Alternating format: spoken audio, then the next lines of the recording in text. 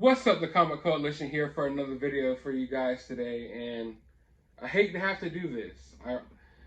I really hate to have to do this, but I told you so. I told you so.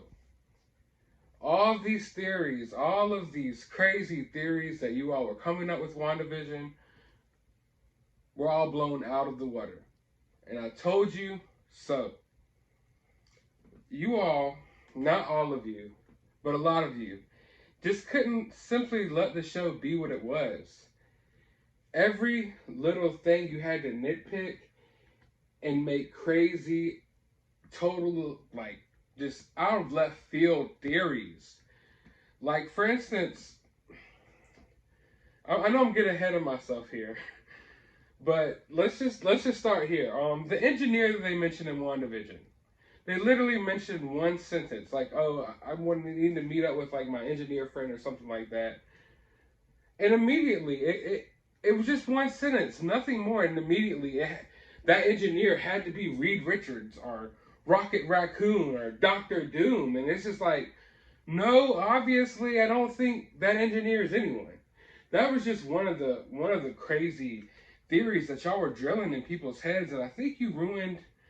I think a lot of y'all, just to put it out there, to be frank, ruined the viewing experience for WandaVision for a lot of people. Now, me going in, I kind of already knew, what it was going into the show. I mean, if you saw the previews, for one, never in the previews did it set up this show to be some action-packed, crazy MCU experience like we're used to with maybe an Endgame or Infinity War or a Civil War or whatever. It obviously looked like it was going to be more of a character study of Wanda, more of a personal story, less action-oriented. But for some reason, a lot of you all felt like it was going to be total action-packed, 24/7 balls to the wall thrill ride, and that's just not the show that we were getting here. Now, if you read some of the source material, like some of the Vision and Wanda comics, you should have had a feel of, I mean, of course the MCU is different, but you maybe would have had a feel for the tone of the show. Plus, all the promotional material for the show pretty much set out the tone, and the show lived up to the promotional material. That was the tone of the show, but I felt like you all had to hype it up to be something other than what it was. Every little thing in the show, I mean, the fly on the wall, that had to be Mephisto. No matter what happened every episode in this show, Mephisto had to be this, Mephisto was that, Mephisto, oh, that's Mephisto, oh, that devil back there in that costume, that's Mephisto, that fly's Mephisto, that bird's Mephisto, Wanda's Mephisto, Agnes is actually Mephisto, oh, that neighbor, that's Mephisto, Quicksilver, that's fucking Mephisto. Everything was Mephisto to you all, and then never at any point did the show really set up Mephisto, and I was just sitting here like, what are y'all seeing that I'm not seeing? Because I'm literally watching the same show as all of you, and I'm not seeing any of this. And I called it out. I put out a video not too long ago. I think the title of the video was "Proof That Wanda is the Villain in WandaVision." Because every step of the way, it was telling you that Wanda is responsible for all of this, and you all could not accept it because a lot of you are fanboys, are fangirls, and stans of Wanda, and could not simply view her in that type of light. But the show set it out there for you from the get-go, and you could just not accept it. And I put that video out there explaining that Wanda was the villain of the show, that obviously Wanda was the villain of this show. In multiple comic lines, she's been the villain per se, and that's obviously where the show is going. But I mean, that video got like hundreds of dislikes. People were upset, and anybody who I've talked to about WandaVision, and I've kind of hinted towards the fact that, oh, Wanda's definitely the antagonist, or really she's the one responsible for all of this, people would get upset. I even talked to Boss Logic on Twitter, and he had the same, feeling as I did about the show, that, just a lot of fans just didn't want to view her, they didn't want to view her in that light, which I understand, but honestly, if you're really a fan of Wanda and Scarlet Witch, outside of the MCU, then you would understand that a lot of storylines involve her, losing basically control of her powers, or, having, some type of grief that causes her to lash out and do all type of crazy things. Now, with that being said, there is just so many theories. I mean, like I said, the stork was Mephisto or Dormammu. There's all these different theories out there, and I think you've hyped up the general public into buying into these theories. I mean, I'm not even gonna lie. After like 3 or 4 episodes, I even started having to buy into some of y'all's theories because y'all were so adamant about it. And I was sitting here like, maybe there's just something I'm not seeing here. You know, maybe I'm not as big of a fan as I think. Maybe there are Easter eggs and little things sprinkled here that I'm not seeing, but I just don't see it. And lo and behold, it just was not there. It was just you all creating things out of nothing. Like I said, the engineer is a prime example. I went back because I mean, even just from y'all like creating all these theories, it made me think that the topic of the engineer or whatever who they were supposed to meet, Monica Rambeau's friend, was maybe a bigger plot in the episode than I originally thought. Because I remember watching it and it was just a fleeting sentence, like a fleeting thought, you know? And next thing I know, it's the biggest theory on the internet that Reed Richards is coming in the next episode of WandaVision. And I'm like, what the is this? I'm like, is WandaVision really gonna take it there and set up the Fantastic Four? Like, I don't really see that happening here. Like I said, this was supposed to be a smaller story, more of a character study of Wanda, you know, more of a love story between her and Vision. It was never supposed to be, I think, what you all hyped it up to be. Now, with that being said, regardless of any of the theories that were set out there, I will say that I am a little bit disappointed by the ending of WandaVision. For one, White Vision. We'll start there. I thought he would have been a bigger deal. I thought the fight between them was cool. I love the action scenes and all that. But I thought he would have been a bigger deal or would have been longer, you know, before he maybe got his memory or whatever. But we see Vision, or the fake Vision, kind of taps into his memory. So White Vision's out there somewhere. I don't know if he has the emotions, you know, because we know who White Vision is in the comics. You know, he lacks emotions. He doesn't have the memories of the original Vision and stuff like that. But I'm guessing he's tapped into the memories. I'm not sure about the emotional aspect, but he's somewhere out there. And I wanted that storyline for White Vision to take a little bit longer to play out. I wanted that to span out, you know, to further movies or whatever. But I mean, that's just a little nitpick.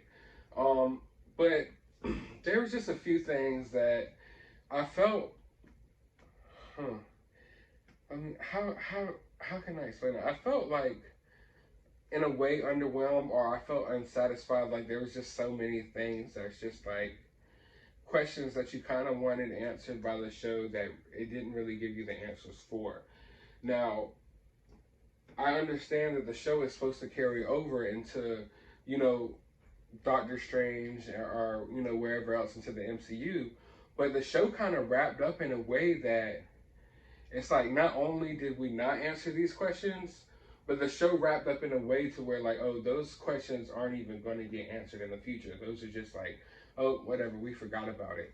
And I also thought it was weird, like when, at the end when she fought Agnes, you know, basically turned Agnes, or Agatha, back into Agnes, back into her nosy neighbor, just for her to go back home and then, you know, lift the hex. It was like, at what point, like, did you decide to do this? Because it was almost like, oh, okay, the fight's over. I'm about to just leave the hex how it is. I'm about to go home with Vision and my kids and live my life as a Scarlet Witch, whatever, cool. You're going to be the nosy neighbor from now on. You're going to be here, whatever. But it was like, then she went home and it was like, okay, never mind, change of plans. Hex lifted. And it's just like, okay. I wanted there to be a little more strings here leading on to future projects in the MCU, but they weren't really there. Of course, we had the end credit scene with Monica Rambeau, which I thought was, I don't know, it wasn't really that exciting for me.